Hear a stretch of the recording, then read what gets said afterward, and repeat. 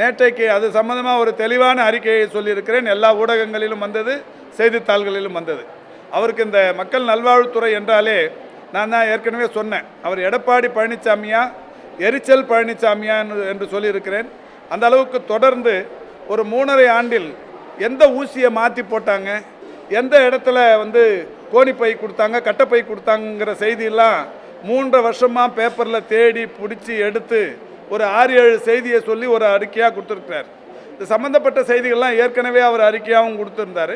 இப்போ ஒட்டுமொத்தமாக ஒருங்கிணைச்சு ஒரு அறிக்கையாக கொடுத்துருக்கிறார். அதுக்கு நான் பதிலும் சொல்லியிருக்கிறேன். அவருக்கு இந்த துறையில் இதுவரை ஒரு 600க்கும் மேற்பட்ட ஒன்றிய அரசின் விருதுகள், உச்சபட்ச ஒரு அங்கீகாரமான ஐநா விருது, இப்படி பல விருதுகள் இதில் கிடைத்து கொண்டிருக்கிறது. இந்த துறையின் சார்பில் பல்வேறு திட்டங்கள், மக்களை தேடி மருத்துவம், இன்னுயிர் காப்போம் நம்மை காக்கும் 48, கலைஞரின் வருமுன் காப்போம், பாதம் பாதுகாப்போம், இதயம் பாதுகாப்போம், சிறுநீரக பாதுகாப்பு திட்டம், மக்களை தேடி மருத்துவ ஆய்வக திட்டம், தொழிலாளர்களை தேடி மருத்துவ திட்டம், நடப்போம் நலம் பெறுவோம் என்கின்ற திட்டம், செயற்கை கருத்தறுத்தல் மையங்கள் திட்டம். இந்த திட்டங்கள் எல்லாம் இந்தியாவில் மட்டுமல்ல, உலக நாடுகளில் வேறு எங்கும் எந்த அரசும் செய்யாத திட்டங்கள். இவற்றையெல்லாம் இந்த அரசு செய்து கொண்டிருக்கின்ற காரணத்தினால் எரிச்சல் தாங்காமல் பொறாமையோட அளவு கூடி இருக்கிற காரணத்தினால் அடிக்கடி அவருடைய இருப்பை தக்க வைத்துக் கொண்டிருக்கிறார். இல்லை, இதுதான் எடுத்த நடவடிக்கைகளை சொல்லணும்.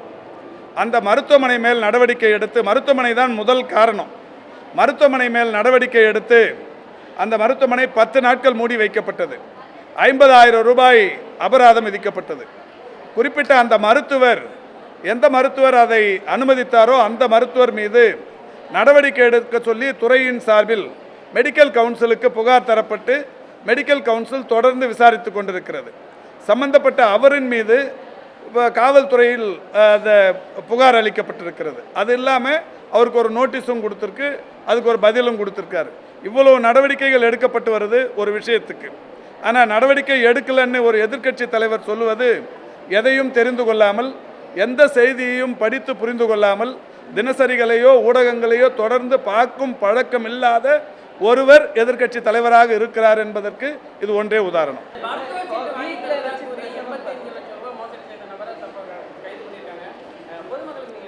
இல்லை, பொதுமக்கள் யாரிடத்திலும் ஏமாறக்கூடாதுங்க. அது எந்த விஷயத்திலையும் சரி, மருத்துவ உதவியோ இல்லை கல்வி சீட்டு வாங்கி கொடுக்குறோன்னு சொல்லியோ வேலை வாங்கி கொடுக்குறோன்னு சொல்லியோ நிறைய தரகர்கள் இந்த வேலையை செய்கிறாங்க. இது காலங்காலமாக நடந்து வருது. இந்த அரசை பொறுத்தவரை டிரான்ஸ்பரண்டான அரசு, வெளிப்படைத்தன்மையினான அரசு. இப்போ இந்த மருத்துவத்துக்கு செலவுனாக்கா நம்ம இந்த துறையில் தான் ஏறத்தாழ 22 லட்ச ரூபா வரைக்கும் டிரான்ஸ்பிளான்ட்டுக்கு அரசு இலவசமாக தருது. அதாவது kidney transplant, liver transplant, heart transplant, அதே மாதிரி தோல் மாற்று அறுவை சிகிச்சை, கண் கருவிழி மாற்று அறுவை சிகிச்சை, எலும்பு மஜ்ஜை மாற்று அறுவை சிகிச்சை இந்தியாவில் வேறு எங்கேயும் இல்லாத அளவுக்கு 22 லட்ச ரூபா வரைக்கும் தரும். தகுதி உள்ளவர்களுக்கு தானாகவே அந்த சிகிச்சைகள் வழங்கப்படுது. இன்றைக்கி ஒவ்வொரு நாளைக்கும் என்ன ஒரு 200 பேராவது குறைந்தபட்சம் மருத்துவ உதவிகளுக்காக நேரடியாகவே வருகிறார்கள். காலை 5 மணிக்கு தொடங்கி இரவு நான் படுக்க போகிற வரை ஏதாவது ஒரு நேரத்தில் என்னை பார்த்துனே இருக்கிறாங்க. நாங்கள் அவங்களுக்கு நேரடியாகவே உதவி பண்ணுறோம். அதனால் நேரடியாகவே உங்களை சந்திக்கிற ஒரு அமைச்சர் இருக்கிறோம். உங்கள் கையில் தொடர்ந்து பேசுகிற அளவுக்கான ஒரு அமைச்சர் பெற்றிருக்கிறீர்கள். அதனால் நீங்கள் எதுக்கு போய் வெளியில் ஏமாற போகிறீங்க? எந்த சிகிச்சையாக இருந்தாலும் எங்கள் கையில் வாங்க, நாங்கள் பண்ணி கொடுக்குறோம். இடைத்தரகர்களை நம்ப வேண்டாம், ஏமாற வேண்டாம்.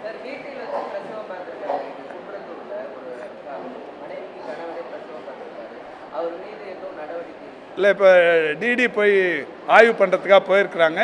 அதை அதை விசாரணைக்கு பிறகு என்ன மாதிரியான நடவடிக்கை இல்லை, அதுதான் இப்போ எல்லா ஹாஸ்பிட்டல்லையும் சிசிடிவி கேமரா போட்டு அதெல்லாம் கண்காணிக்கிறோங்க.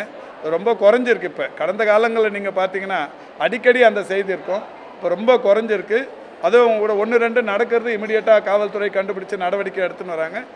இன்னமும் அது நடக்காமல் இருக்கிறதுக்கு மருத்துவமனைகளில் நிறைய வாயில்கள் இருப்பது ஒரு காரணம். நிறைய என்ட்ரன்ஸுங்க இருக்கும். இப்போ நம்ம ராஜீவ்காந்தியில் கூட 40 என்ட்ரன்ஸ் இருக்குது.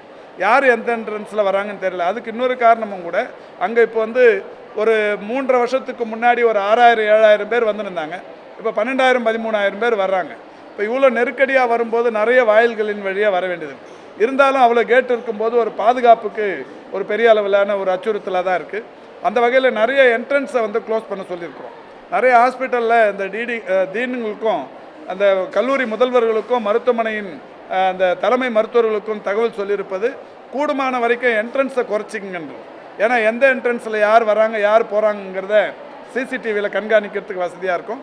அதனால் இப்போ ரொம்ப குறைவாகவே இருக்குது. நன்றி.